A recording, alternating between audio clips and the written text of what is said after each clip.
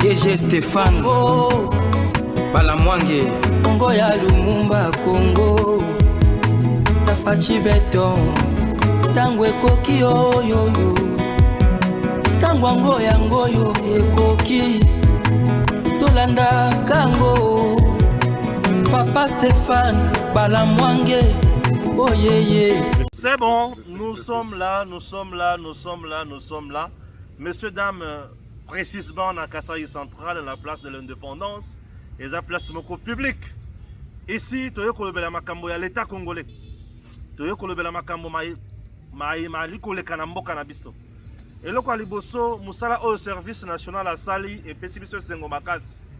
Na niveau ya Kisasa, service national a pesi déjà baban na ba université misatu. Et le mutu ya Makasi, pena école moko. Sous l'impulsion du chef de l'État, le commandant suprême, Félix Antoine Tshisekedi Tshilombo, général-major Jean-Pierre Kassongo Kabwik, azali kosala musala kitoko. Wana point liboso, point yami bale, le général-major Chiko, entre la vie et la mort, na terrain des opérations, selon l'enquête Nabiso. Qu'est-ce qui se passe? Un groupe, il y a un militaire na kati armée Nabiso ba komi ko vivre on dirait électron libre. Et comme on ndongo. Ce qui totali likambo wana malamu te d'ici là, makambo ko mabe makasi. J'invite Demiap asala musala na ye ailuka a enquêter sur makambo to kolobawa. Et là trop fort, sinon gome kokoya. Oui. Sinon gome kokoya makambo tozoro banabino et uti na front. Tokokota makambo ebele na kati ya émission na tata na Joël mais yambo tokende musika tolanda nano musala général-major Jean-Pierre Kassongo Kabwik asali na Kisasa akenaki sukopesa baban tobanda ko benga esika wana ISM lelo koma bisika ba haute étude ya commerce tolanda nano. Professeurs et étudiants en train de tester la qualité des bancs, mais des bancs estampillés service national. Bienvenue à la Haute École de Commerce de Kinshasa, ex-IEC, où le commandant du service national a procédé ce lundi 29 juillet à la remise de ses meubles. Le général-major Jean-Pierre Kassongo Kabwik et ce service rattaché à la présidence de la République s'impliquent ainsi dans l'amélioration des conditions d'études des étudiants, une mission leur confiée par le premier bâtisseur, le chef de l'État, Félix Antoine Tshisekedi. Les soucis du chef de l'État, commandant suprême, à travers cette distribution de bancs et de voir les établissements d'enseignement du secteur public former la jeunesse congolaise dans les conditions permettant un bon apprentissage. Car de la bonne formation de la jeunesse dépend l'avenir du pays.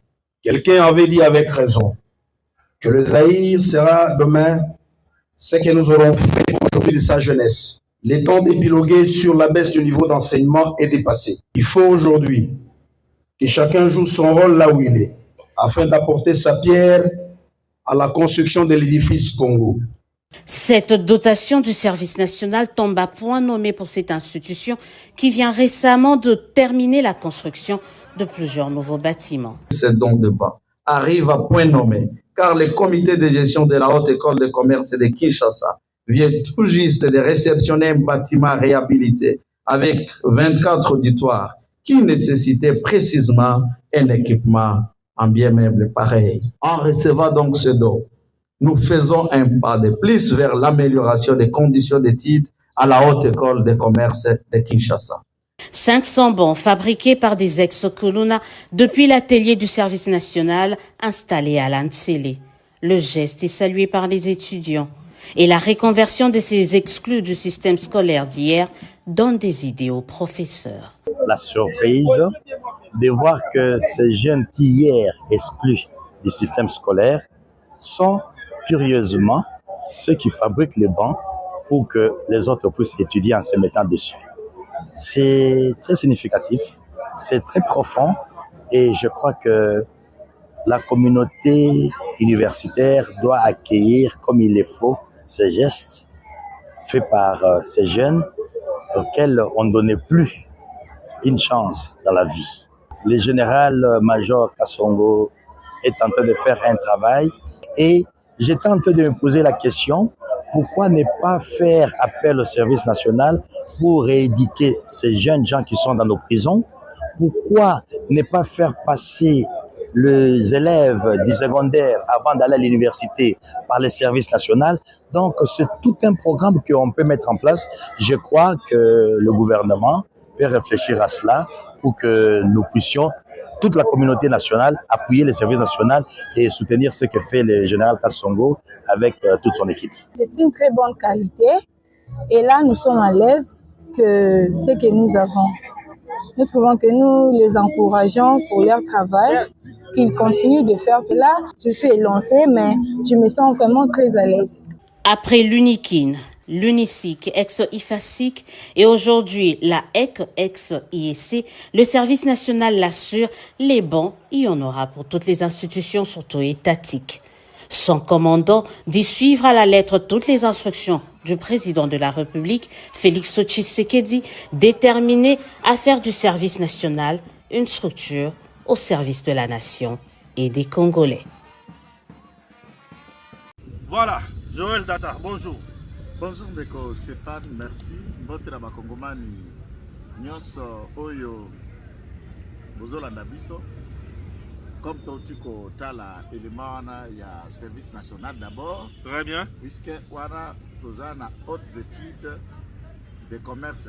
Ouais. Pour ezala kala IEC, Institut supérieur de commerce ya Kinshasa. Là on a 24 novembre pour savoir encore tu vas venir de libération. Mais 24 nde kangama kaka. Le changement monsieur de la carte bon on n'efface pas aussi l'histoire. L'histoire reste l'histoire. Na présent, na futur, na histoire. Bien sûr. Pourquoi Combo est à la capacité pour boya boye boye. On a nini à boye boye boye. Donc à des fois, lorsque nous prenons le temps pour changer des choses, tenons compte aussi de la partie de l'histoire. Oui, oui. Wana simako ta ifasik. Ifasik place makofo maka batata pe maman ba journalistes ceux qui font que la communication. La science et le traitement de l'information, puis la diffusion, la bilan, la collecte, l'info, traitement, diffusion. Et il y en a pas mal qui sont des diplômés, des professionnels dans ce domaine au Baotana Ifasik.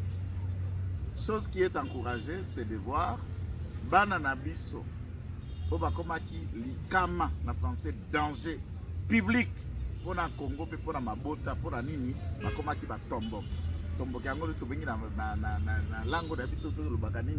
Bakuluna. Je ne sais pas ça vient de quelle langue. Nayebi wapi. Et comment Kakabongo, comme que utiliser en français le kuluna. Le kuluna. Et tu wapi kuluna, Nabi na lingala be batombok.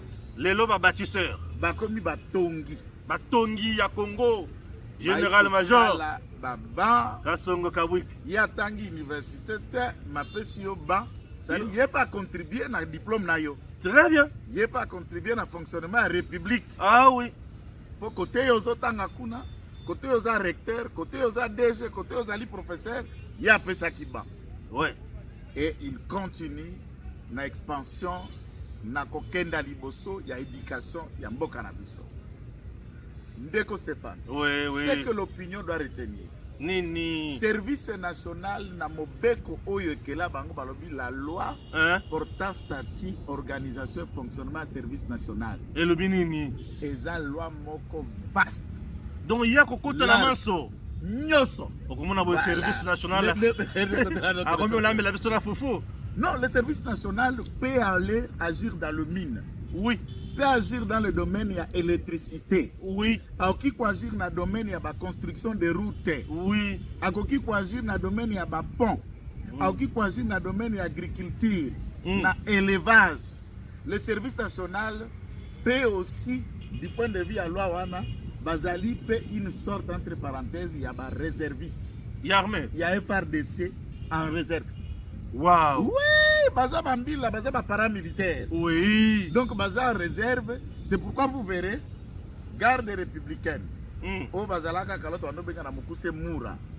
Après ma premier bataillon, la deuxième bataillon formation, c'est ça qui cause la formation à Tanzanie. Tous les lots Il y a bagarre des républicains, nous sommes à Kotambola, Bakabila, ou les restes,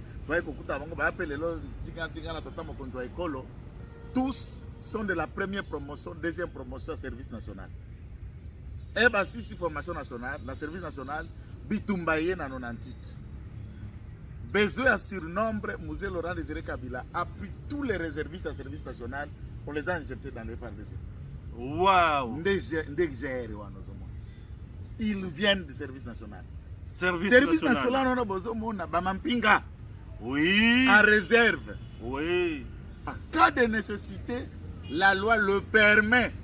Quand un général-major on a son kabou, il y a comme commandant suprême, il y a un bataillon à allez.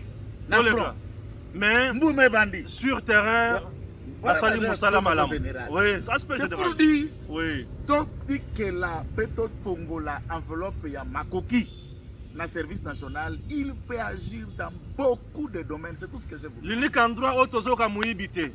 Dans beaucoup de domaines, oui. Mais Misala paye. Nathan Mouké, service national à Sali Bikamu ici na Congo. Et pourtant, ce qu'il est en train de faire, ce n'est qu'une gestion.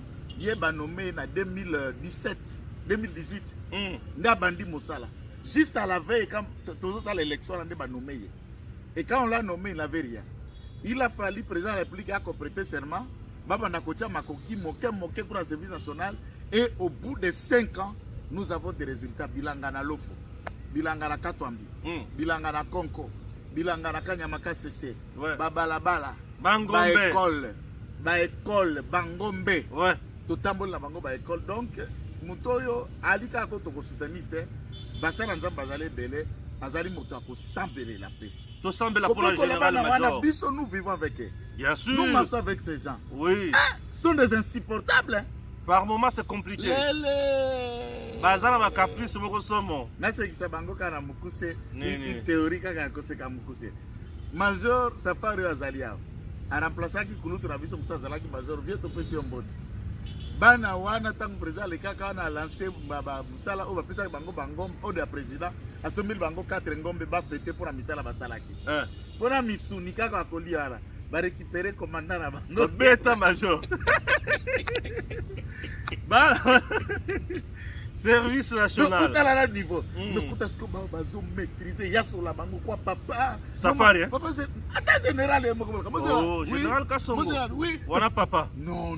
Mais ce que bana milimo, bana makambo mabongoli bango, bakomi ba papa, ba bali makasi. Ba boti bana makasi. Moi oyo na mbuzima 170 mariages. Kitoko. Ezos à l'organiser. Mon général-major Kasongo Kabwik. Sincères félicitations à Moussalo Sali la Kasaï centrale. Nous bâtissons la nation avec nos propos, nos enquêtes et nos analyses. Très bien. Donc, on a le deuxième point. Deuxième point, c'est là où la virgule. Tout qui na Louise. Tout qui na Louise, parce que tout qui nous qui est rébellion et bandit na dit lolo. Biso to ba serviteur à la République. To ekaranga. To kamati ba moto de karanga ti Louise. Nzela Louise a tokoti 12 km to bibina dilolo. Pour des raisons sécuritaires, il ne nous a pas été permis de filmer. Mais le dispositif, il y a armé, Naba autorité à 2 provinces, Kassai centrale, tout comme Lualaba, ont pris le nécessaire. Il faut noter devant l'opinion cette partie.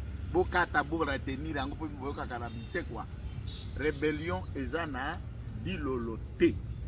Na dilolo rébellion ezate. Insurrectionnel. Ce n'est qu'un montage de vidéos parce qu'on a les Karabango en termes de patrouille régulière et une vidéo qui n'est pas de Dilolo venant de l'Est a été juste créée en vue à cause de la buzz pour distraire l'opinion.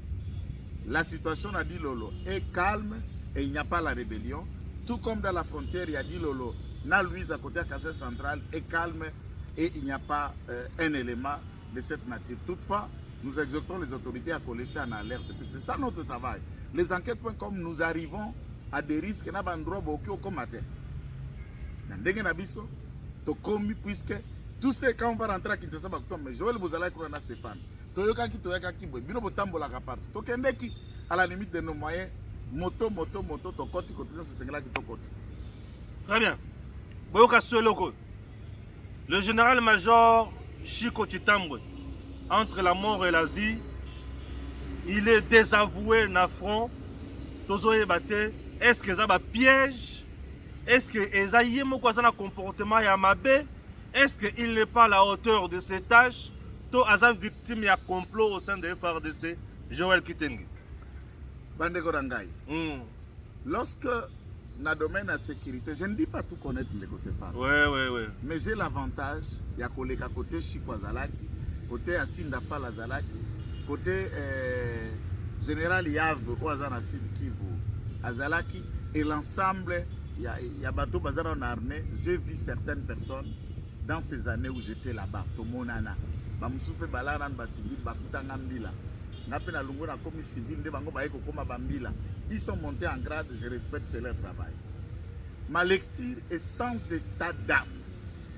Mon soutien, c'est sans faille à la République. Mon soutien sans faille au FRDC et à l'action du président de la République. Wan Ezali indiscutable. Ezali non négociable. Pas question. Wana Kunate. Patriotisme toujours. Donc tu peux même venir à la télé, insulte mon père. Oui. Insulte ma mère. Fais-le. Insulte mes enfants, ma femme. Faites-les. Aux libres. Mais ce que Simbi pouvoir, au Simbi Félix Tshisekedi Tourouya. Nagosiete layo. Tourouya. Encore mais qui nagosiete layo. Nikolo kutu tomboki mabe. Ce que Simbi le sous général Kasongo Kabwik na ye. Nagosiete layo. Pour comme bâtisseur. Je suis le bâtisseur. Nagosiete lo mabe. Oui. Les lots. Tozala qui n'a pas cette information ça mibale. Cette information remonte quand? Kotala Bozindo. Chico était encore capitaine, Aïko comme major. Fall Oyo, général Fall Oyo, lieutenant général, qui est presque le haut gradé dans la zone d'opération. Pour Yendazali, commandant, il y a porte terrestre, place Tango Fort Azalaka. Hey, stratégique. Soukana stratégique. Et non seulement qu'il est numéro 1 force terrestre, il est dans une zone opérationnelle la Nord Kivu. Tango Bazalaka na Ituri. Pour lutter contre les ADF, à l'époque aussi dans l'expansion, il y a ba Codeco, il y a aussi ba troupe, il y a IPC, il y a Thomas Lubanga, Olelo comme ba milicien Zahir. Je vais vous montrer une vidéo, il y a porte-parole, il y a ba milicien Zahir, Nabunagana, d'1 minute. Ok. Oui, bateau à Thomas Lubanga. Que nous avons dit. Oui. On n'a pas crié. Les domaines sont là et les antennes.com, bana batantakil partout. On va vous montrer ça. Babana Koyo Kanate. Obawela ena Sinda, je ne peux pas entrer en détail, on est à la télé. Lorsque Baeko Mata, Sinda avait ses rapprochements à Kabila, que j'ai déjà expliqué au cours de votre émission, Baeko Mata littéralement ordonnance unique générale de brigade. Pas Banakokota dans la réunion à conseil de sécurité, il y a des conseils supérieurs à la défense. Puisque Tumba, les chassés, moi, je nous accrédité pour niveau n'a pété. Kabila pour sauver son poulet, Nda Matissa Atinda Fall. Nda Atinda Fall, Atinda Général Chor actuellement aussi général, Atinda Bango na formation na Chine. Des individus. Seul ordre de mission, Atinda Kabasura Mbala formation. Alors, la République, ils ont un cadre, Atinda Kabango Mbala na Chine. La même formation, il y a Kina pour ça la stage dans Shanghai. Et ce conflit a perduré. Lorsque l'autre a été nommé chef à commandant force terrestre, celui-ci a été nommé chargé des opérations. Ensuite, on l'affecte sur l'axe Rwindi, Kibirizi. Je m'étais dit, c'est encore une théâtre à conflit, puisqu'ils sont des conflicteurs. Et ce qui est choquant, c'est quoi? Asinda Fall est prophète, pasteur. Un pasteur. Donc, entre Chico et Fall, Boyokani Ezate. Ezate! Commandement Ezotambola, pour Boyokani Ezate, Oyazolubaki, Yaza danger, Oyaza danger. Conflit d'intérêt, Mokezoko ya Pembeni Malembe. Entre-temps, Asinda Zana 3 étoiles, Chico Zana 2 étoiles. Du point de vue armé, c'est son chef. C'est son chef. Maintenant, Chico est petit, Chico est arrogant, Chico n'est pas du genre à obtempérer. Armée fonctionne à Kabongo. C'est ça le problème. Armée fonctionne à Kabongo de Chico. Ouais. Ma TV, na populisme que Chico entraîne sur son chemin, ne met pas tout le monde à l'aise. Alors, dans la haine de vouloir se faire voir, de vouloir expliquer qu'il y a un contact dans la plus haute hiérarchie, mais pas dans la plus haute hiérarchie à commandement FRDC, mais dans le réseau à Batounaye, individu. Je ne sais même pas. Les électrons libres, c'est ça? Soi-disant. Ils prétendent être que nous ne connaissons pas. Ah oui.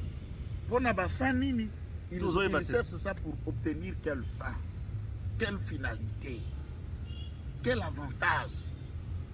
Ainsi, même du point de vue à commandement AFAL, on fait tout. Axe il faut que cet axe-là est pour le faire passer, puisque leur objectif era qu'ils allaient convoquer à Kinshasa. Ils étaient sûrs que Chico sera pendu. On a tombé il y a Rwindi. Si nous comprenons bien, nous avons perdre le village, la cité. Et ça, c'est que faire de ça, c'est cité. Trahison entre Chico et Fall. On a trahi, on a trahi. Chico, la raison n'est pas la région, on a la région à Bukavu. Nord Sud Kivu, Yav, Fall. Chora et Kirinyo Soana, ce sont de vrais amis. Il y a Mikouti en loup autour de vrais amis au Bayeba de Bopera ensemble. Est-ce que vous comprenez ma camouflage de Canada Est? Alors, la charge revient au commandant suprême, oui, au chef d'état-major général, pour stopper cette hémorragie. 1. Ça peut occasionner leur tiraillement et un positionnement. Ça peut occasionner une chute brutale à Goma. Ça, c'est 1. 2. Ils ont fragilisé l'efficacité dans la coordination de l'action directe. Il y a FRDC sur le terrain. Officier Missoussou Bazali. Il est important. Il y a que trouver les Chico, un autre endroit, loin, il y a zone d'action. Et à ce moment-là, Chico doit être changé dans l'opération. En réalité, en bref, Chico n'est pas aimé là-bas. C'est ça. Il a créé l'animosité par sa manière. Ouais. Et les autres ont essayé d'allumer cette animosité par la haine qu'ils ont. Et Bazoko faire circuler un bruit sournois d'un combat tribal. Voilà. Contre lui, Oté, Bango, se font sentir que c'est eux qui sont au pouvoir. Je ne préfère pas citer pour ne pas les vous comprenez tout. Oh, c'est eux. C'est eux. Et Bapanye Moussousoura va comment créer une dimension de victimisation. Se victimiser pour tirer les draps de leur côté et brandir la hanche. Il y a eu câble moko enquête.com puisque ngai abenanga yango wana mesiko biloko tozolo ba terrain biloko terrain câble nangai moko ekolikaleka na Kisasa et lokoti par mégarde la conversation d'une réunion.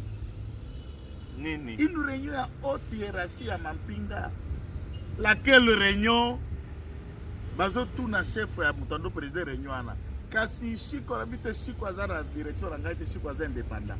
Ah, un indépendant dans l'armée n'existe pas. Chico armée zalana ba indépendantiste. Oui. Un indépendantiste c'est un acteur de la rébellion. Bien sûr. C'est un intention na yezanini. Alors Yepe Mokonjango ne devait pas répondre ça puisque yonde ni yo commandant armée. Tu ne peux pas répondre ça qui ne dépend pas de mon commandement. S'il ne dépend pas de ton commandement, au moins tu fais un rapport par écrit. Au commissaire pas commandant suprême et qu'au sokola payo. Que oui. Non, moi j'ai dit parler au commandant suprême, tala mutu tel nazo gérer été. Et le commandant suprême ne peut pas aussi gérer des électrons libres na kati armée puisque sans qui coordination. Ndekonangai. Moi je suis profondément croyant. Bien sûr. Et armée na biso na personne un exemple cas typique. Christian Tchoué, pasteur. Général du coup, il y a auditorat général, pasteur. Assine Dafal, pasteur. Église Karakasabouba, prophète Mounen. Alors, bino nyoso batata mampingo bosambelaka. Beauté à Kabiso qu'un royaume divisé ne peut pas subsister. Jésus a dit, soyez un et soyez unis comme moi et mon Père, nous sommes un. Bokende divisé, tokolonga ndenge nini monguna kote la biso. Mboko ezokwea na pete boye. Bisika tout bazo récupérer wana kaka na boye. Et il semblerait que Kanyabayonga ngo penza Rwandais abunda vraiment te me bakwesa ngo nanko.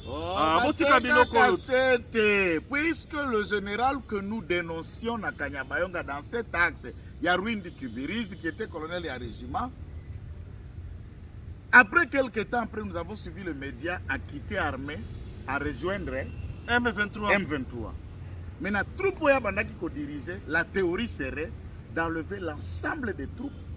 Puisque ba troupe wana ya yebaki bango plan na enda tikaki. Quand lui part, Bazouka a un nouveau commandant a remplacé Batiki le même troupe, le même plan. Et pour attaquer Ruindina Kibirizi, c'est le commandant qui dirigeait nos régiments dans ce coin-là, qui revient à la tête et à contre-attaque à M23 dans une zone où il est tenté de diriger. C'est pas sorcellerique. Moi, ce que je n'apprécie pas dans la chaîne armée, c'est des éléments d'information dans la armée et dans la impérieuse nécessité et caractère irrigeant. Nous prenons des fois des temps pour agir, pour sanctionner, pour miter quelqu'un dans un poste, pour l'enlever. Je me pose toujours 1001e question. Nous avons encore des gens qui sont dans la sellette. Netiba, général Mounene qui était revenu ici. Ça dépend comment le président peut l'utiliser d'une certaine mesure.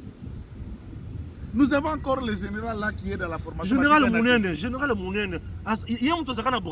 Bien sûr, l'année passée, Natomba Patsegen est allé s'incliner. Ils sont rentrés. C'est le premier dirigeant du service national. Mais Fatim Tabingi Saïd. Il est encore là. Il est encore là.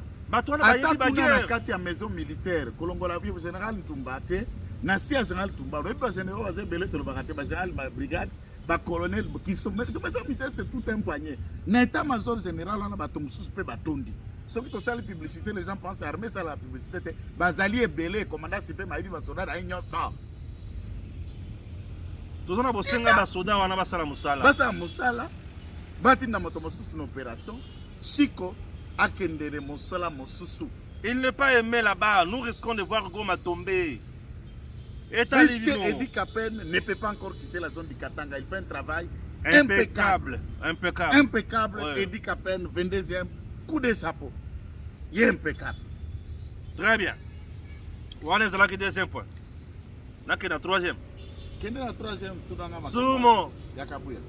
Nazoko, on est à quatrième ou cinquième. Tout de suite, il y a justice. Kunananga, la cour militaire. Et Tomboli et Sengi, le ministère public a côté ce réquisitoire, a Sengi peine de mort contre Nanga, puis la partie civile qui était représentée au procès, a Sengi va indemniser la victime, il y a atrocité, il y a Nanga na hauteur, il y a 1 milliard de dollars américains, puis va saisir bien immobilier sur Nanga. Wana ndo upesi mutuna ya mutu ya monen. Nanga et compagnie, peine de mort, c'est la loi. Bien sûr. Parce que les vagues déjà moratoires pour nous développer tout militaire. Et bah déjà. Infraction locale va ko reprocher Nanga na type na yo bade ko samba récemment le novembre venir. Eric Nkuba wana qui voulait restaurer la démocratie. Je vous ai dit qu'il est passé aux aveux. Oui. En écoutant Maloba Eric Nkuba le préposé à Nanga qui n'a pas nié le fait lui reproché par la Cour de quelle semaine. Il n'a pas plaidé non coupable. Eric a plaidé coupable, mais tout en justifiant son action. J'ai fait ça parce qu'en droit pénal, mobile est inopérante. Consommation et infraction est claire. Bafé est avéré profondément établi. En conséquence, peine de mort pour Eric Kuba d'abord va exécuter sans délai. Nanga mukola kozwama ba exécuter na pendaison. Kasi ba victime, c'est ça la solution.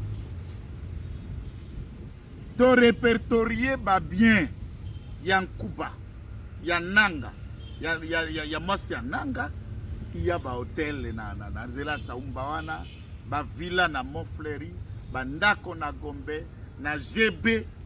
On récupère tout ça. Par contre, eloko ango oyo c'est bon. Basengeli nde ramoni ali moke 1 milliard moke. Tu vas faire combien?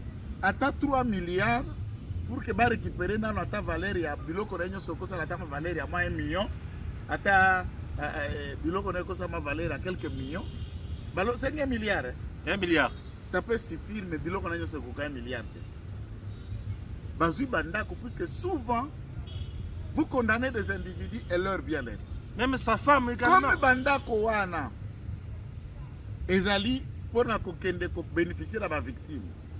Pour que comme un dossier à suivre, la maman Rose Mutombo, aliaki mbongo ya ba victime ya 6 jours ya kisangana olo ban affirmatif. Naïté, rapport et les détails qui a été donné, c'est Constant qui a ouvert le dossier. Moi ça bon ana moyebité. Voilà, Naïté. Constant Mutamba des témoins, Constant Mutamba qui a parlé des choses. La victime peut bailler qui la sitting, liboso cabinet Constant Mutamba. Nous ne faisons que relayer ce que les gens n'ont pas entendu. Si vous battez qui banda koana, la vente publique. Très bien. Hôtel Castello, Bade Villa nae ya Montfleury. Ok. Oya ma campagne. Ok. Oya GB. On soumet cela à la vente publique. Ba preneur baza vente wana ezali en direct na télévision. Musala mo l'État. Akamati mbongo nyonso wana tout ba identifier nanu moyennement, puisque je dis moyennement pourquoi? Puisqu'il y a des victimes à Kishiche où la zone est encore occupée par des Rwandais. Vous n'allez pas arriver pour indemniser Bango. Cet argent doit être géré et gardé pour que Ekende. Il y a des gens qui ont famille mobile. Beaucoup indemniser na kombo na mukite.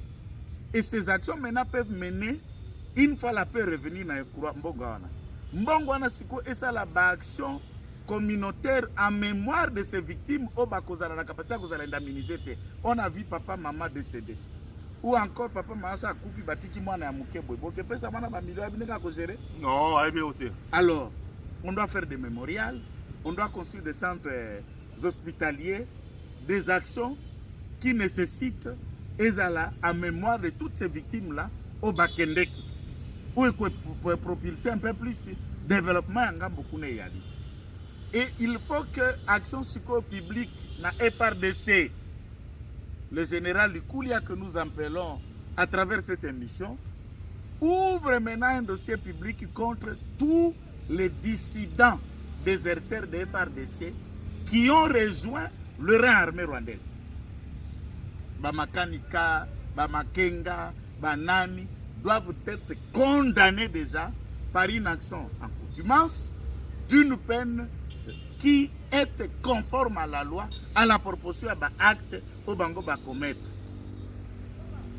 Et c'est ça aussi un état de droit. Et ça nous félicitons Mutamba qui a donné cette impulsion depuis Nanga Kenda. Toi là qui est maman biso ya magistrat. Foin. Fou Diata. Mutamba soyez béni. Oui, Mutamba soyez béni. Tu as aidé la République et puis ça nous a fait du bien. Voilà. Bon, avant de commencer à Kabouya, nous d'abord Martin Kabouya. Oyo asalaka ba prouesse na Kasai central.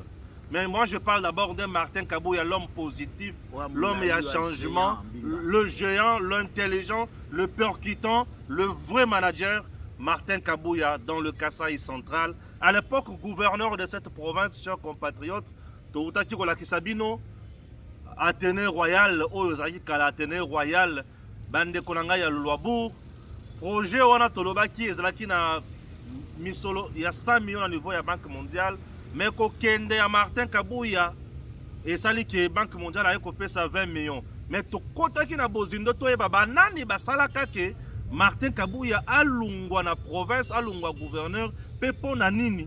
Il faut se rendre compte que comme il y a Vital Kamere, na John Tumba. Yo le bakini. D'abord, wana yo kotie la bango bambimage illustré ko ya Athénée Royal na Butu. OK. Ndenge zo pesa na Butu, minde zo pela. Très bien. Stéphane ba photo ka. Non. C'est bien. Non. Wana bazota la ba image wana. OK. Problème ezali na ba projet tata mokonzi en 2019 à Koti. Gouvernement ya vio yo oya nani papa banani abano. Tibala, le cabinet du président de la République avait mis en place un schéma d'action pour impacter visiblement le changement et son avenue au pouvoir dans un projet vaste appelé le projet des 100 jours. Il y a un projet de 100 jours, il y a un allez, il y a un gestionnaire à fond. À positionner ce interface à la province. Mwana na ya parti oyo akufa vie ngubu akufa que son âme repose en désordre. John Ntumba Panu Pakole, son âme souffre en désordre. Akamati l'ensemble des projets il y a aéroport. Il y a construction, il y a Banzela. Assemblée provinciale. Des actions, il y a lancement, il y a voirie urbain à travers transurbain. Donc ça dit qu'à la ville, il y a Kananga. La route d'intérêt économique, tout intérêt à corrélier à province dans la ville, il y a un quatre urbain. Il y avait quelques milliers de kilomètres de routes qui devaient être faites. Nous avons collecté l'ensemble des sorties de fonds sur une enveloppe de 32 millions de dollars qui étaient décaissés dans le projet de 100 jours pour l'ensemble de la province de Kassai centrale. Dans le fonds, n'était même pas géré de 1 franc par la province. Le coordonnateur de ce projet ici, c'est le ministre de la formation professionnelle, John Tumba, qui n'était même pas dans le domaine de la construction. Kindo Kit. Il y a la formation professionnelle. La formation professionnelle. Et pourquoi Kamere de l'INC. Kamere directeur de cabinet chef de l'État. Kamere directeur de cabinet de Kamere Kobenga. Tunani Kabuya alobi ote biso ndenge zaboué. Aussi to kwali 32 millions, nous ne savons pas comment tout ça couvrir. Yondo za gouverneur de la province, Ozawa, Yaka na Kinshasa, signé un acte de remerciement, un document, au comme la tata Mokonzi wa Ekolo, pour toutes les actions menées au bénéfice de la province de Kassai centrale, à la hauteur il y a 32 millions qu'il a décaissé. Kabuya Lobibo, n'a pas signé lettre. Je suis gouverneur, mais il n'y a rien qui est fait. Parce qu'on a signé lettre wana, ce qui lobby. Lettre wana est fuitée. Ou Mokonzi aye, n'a qu'un décolakisaye, l'ensemble a édifice a réalisé. N'a qu'olakisaye, mais c'est toi qui dois signer, c'est l'ordre de la hiérarchie.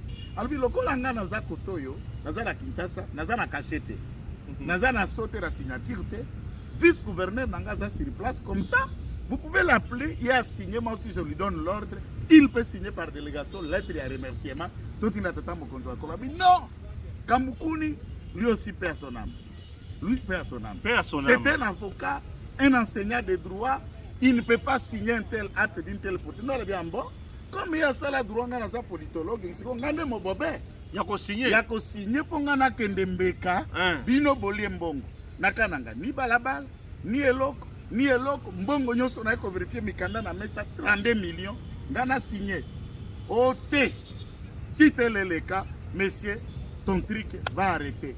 Kamere va convoquer l'ensemble des députés provinciaux qui étaient ici, logés sous auspice de John Tumba Pakol. Va instruire via le Sesanga, via la bisou na Sesanga père. Sesanga père. Na Sesanga ya pipute. Oya père. Sesanga diamba te mais Sesanga père. Père. Oui. Alors babengi vient, ba pèse instruction, des premières signatures, il y a départ il y a Kabuya puisqu'il n'a pas accepté, il y a qu'à couvrir Madoussou, il y a 100 jours, il y a Vital Kamerhe na John Tumba. Oui. Et la province du Kassai central aujourd'hui souffre. C'est à cause de toute Kamerhe. La traçabilité, papa, au moins le procès à 100 jours. Oui. Ça a été tout sauf la vérité. On n'a pas dit la vérité dans ces procès-là. Puisque tout ce que la biloka la maison peut fabriquer. Mais il y a eu beaucoup de choses. Ce qui doit qui occasion, il y a dans l'ensemble des provinces, l'enveloppe qui leur a été allouée pour une action impact visible à 100 jours. Nous allions avoir un procès à la hauteur de plus d'1 milliard de dollars. 32 millions, il y a alors procès à Kassai central 57 millions. 57 millions. Seulement dans ma cambetali ba maison préfabriquée. Et ce truc côté à Chile gelou. Chile gelou. Ce truc côté projet à Bilanga ya Masangu ya Nkwadi na Mbuzimai. Somo. Ce truc côté projet raki le lancement à balabala ya Kananga Mbuzimai. Ce truc ko bakisa 9 millions ya John Tumba toujours na Kabeya.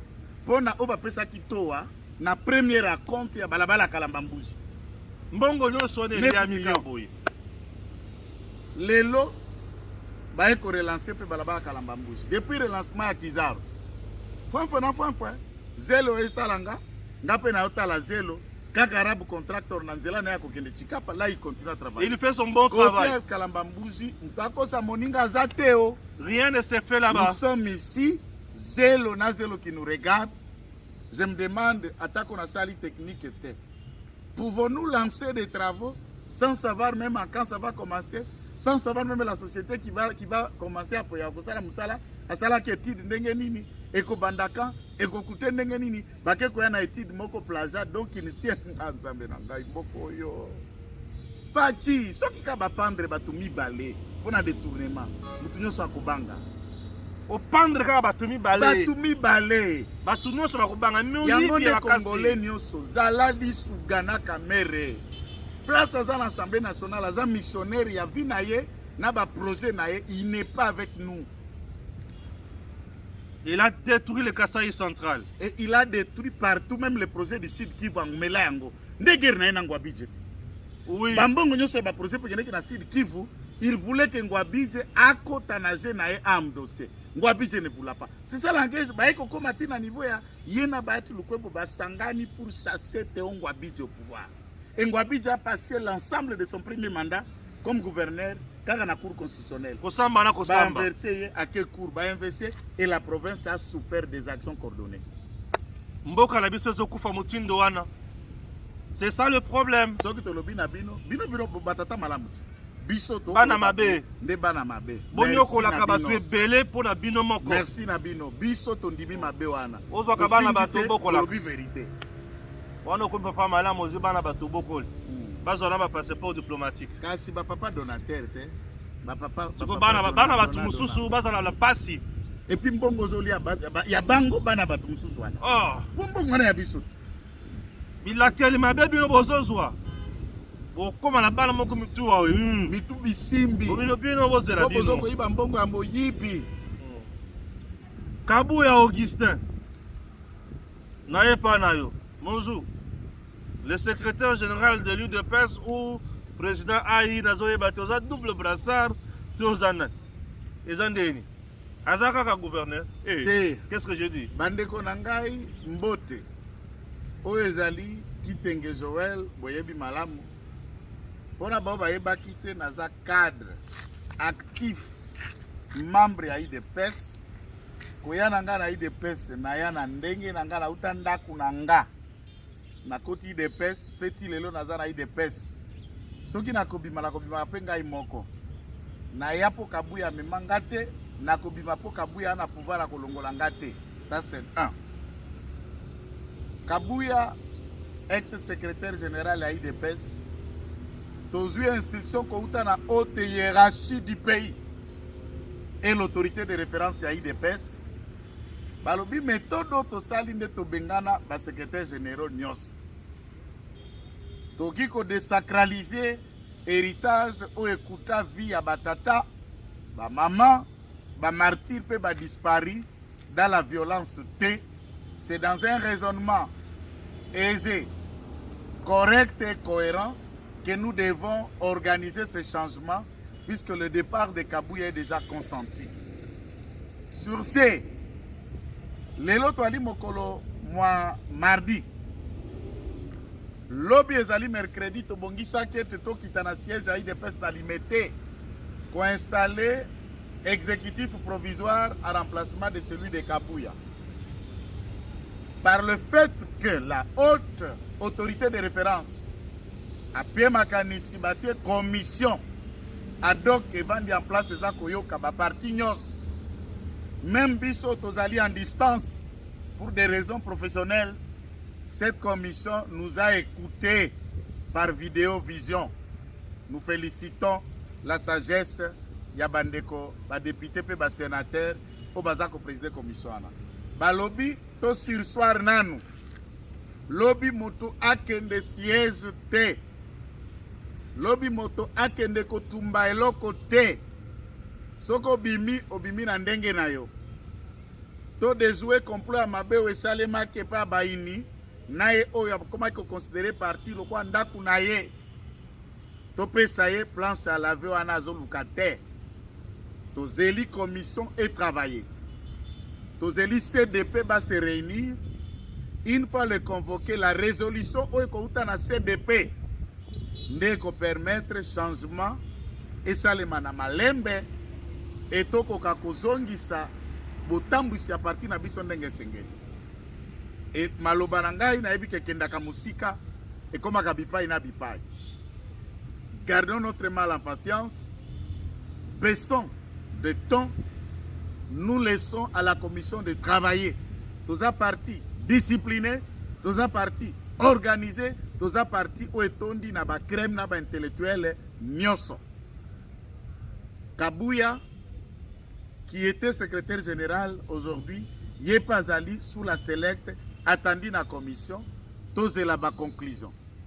Une fois les conclusions seront sorties, nous viendrons devant l'opinion pour vous fixer l'instruction à haute autorité de référence et à partir comment les choses doivent être organisées.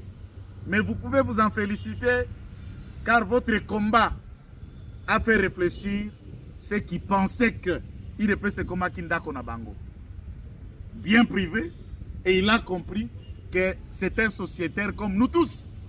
Et l'arrogance n'a pas sa place au sein de l'IDPS. Merci et gardons notre calme. Ce n'est qu'une question de temps. Waouh! Makambo komi ndongo. Oh, makambo bébé la IDPS. Ok, tozotala ndenge ekosukela. Et puis totala bipai yali kokende. Et voilà. Totala comment ekosuka. Bon, on a dit Augustin Kabuya est secrétaire général à IDPS.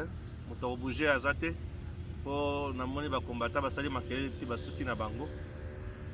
Bando kio bazana kati ya ko loka Augustin Kabuya. Augustin Kabuya za muto nzambe bino bozulu ngabo perdre muto malonga. Nzambe na eza haine. Nzambe na eza orgueil. Te bino bozo perdre muto malonga. Ezali insuffisance na incompétence. C'est nzambe na yango.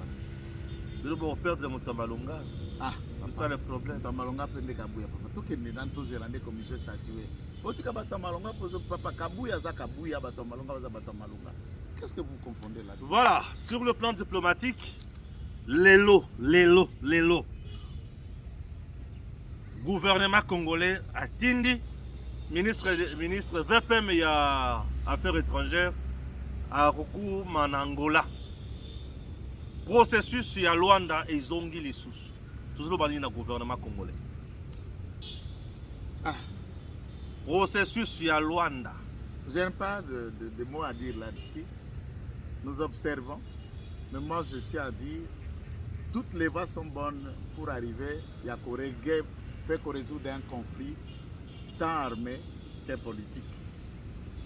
Mais nous devons être ici dans l'option Bissotolébé. C'est ça, un État doit avoir une option.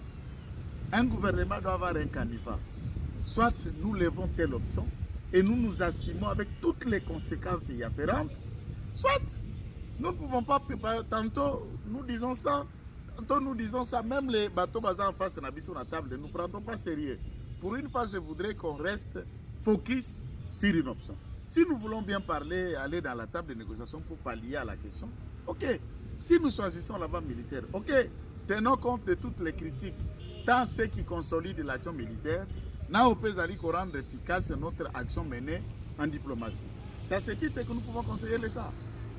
Très bien, merci. Nabino Masobola Ndebiso de partout. Tokutane bongo mbalasima avec le même plaisir pour être tokozala toujours wana pour na kosola makambo ya Congo, nzambe ya pambola Congo et tokende liboso.